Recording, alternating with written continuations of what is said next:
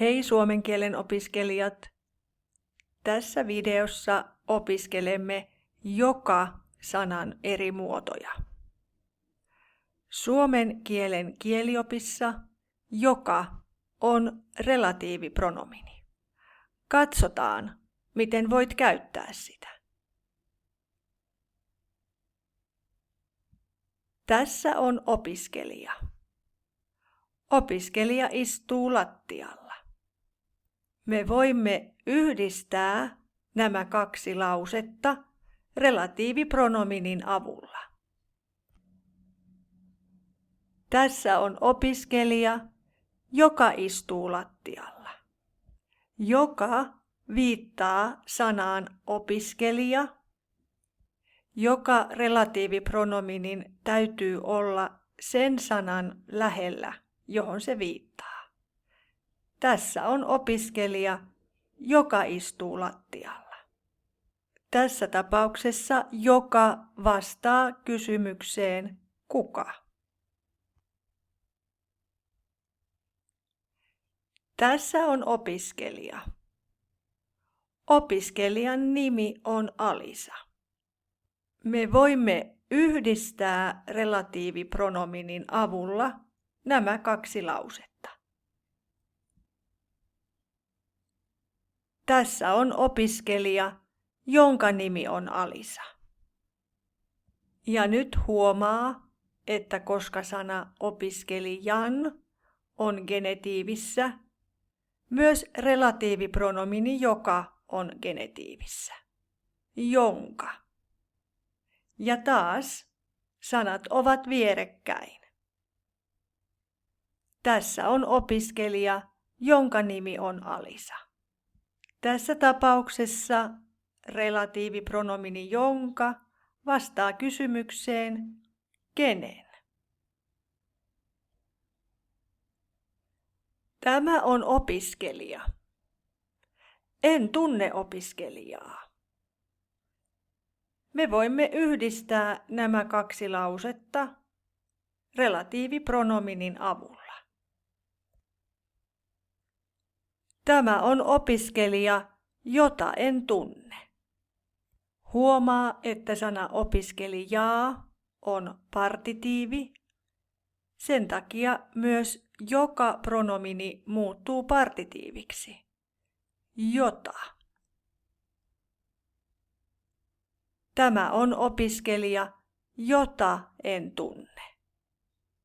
Tässä tapauksessa jota vastaa kysymykseen ketä. Tämä on opiskelija. Opiskelijalla on tietokone. Me voimme yhdistää nämä kaksi lausetta joka relatiivipronominin avulla. Tämä on opiskelija, jolla on tietokone. Ja taas sanat ovat vierekkäin. Koska relatiivipronomini joka viittaa tässä sanaan opiskelijalla, se muuttuu muotoon jolla ja vastaa kysymykseen kenellä. Tämä on opiskelija, jolla on tietokone. Tämä on opiskelija. Sain viestin opiskelijalta.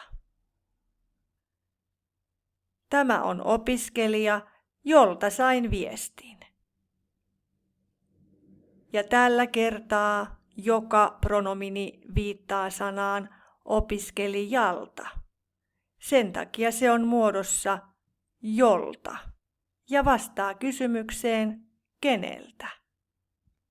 Tämä on opiskelija, jolta sain viestin. Tämä on opiskelija. Lähetin viestin opiskelijalle. Tämä on opiskelija, jolle lähetin viestin. Ja taas sanat ovat vierekkäin. Ja nyt joka pronomini viittaa sanaan opiskelijalle. Sen takia se on muodossa jolle ja vastaa kysymykseen kenelle. Katsotaan hieman relatiivilauseen rakennetta. Tämä on opiskelija, jonka nimi on Alisa. Sana jonka on relatiivipronomini. Sana opiskelija on se sana, johon relatiivipronomini viittaa. Sen nimi on korrelaatti. Korrelaatti ja relatiivipronomini ovat yleensä vierekkäin. Tämä on tärkeää, sillä muuten voi olla vaikea tietää, mihin relatiivipronomini viittaa. Katsotaan vielä yksi kielioppitermi. Jonka nimi on Alisa, on nimeltään relatiivilause. Eli se lause, se osa, jonka relatiivipronomini aloittaa, on nimeltään relatiivilause. Opiskellaan lisää. Alisa puhuu myös espanjaa. Hän on opiskellut espanjaa 2 vuotta. Sana espanjaa on partitiivi ja sen takia myös relatiivipronomini on partitiivi. Alisa puhuu myös espanjaa, jota hän on opiskellut 2 vuotta. Tässä tapauksessa relatiivipronomini on partitiivimuodossa, jota, ja se vastaa kysymykseen mitä. Ja tässä tuleekin esille tärkeä asia. Huomaa, että relatiivipronomini voi viitata myös asiaan tai esineeseen. Katsotaan toinen esimerkki.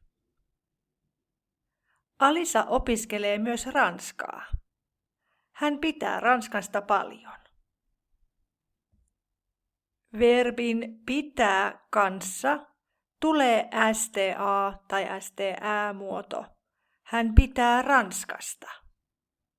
Tämän takia myös relatiivipronomini tämän verbin kanssa menee sta-muotoon.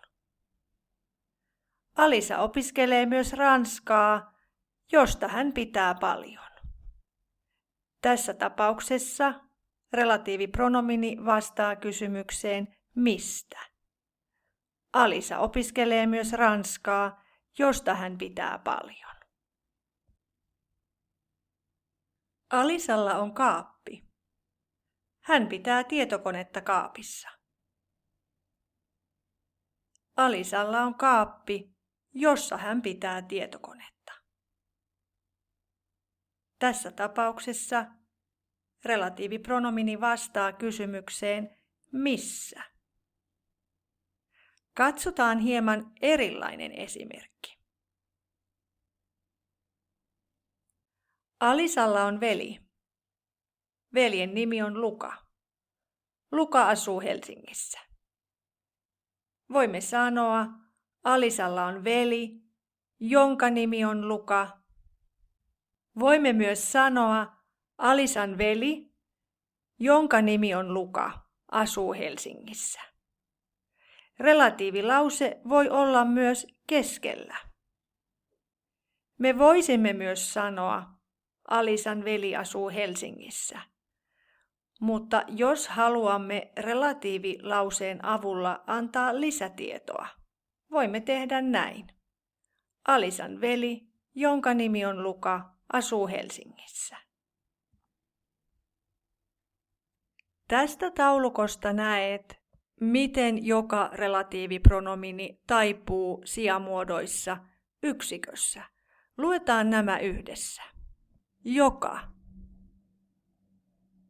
jota, jonka, jossa,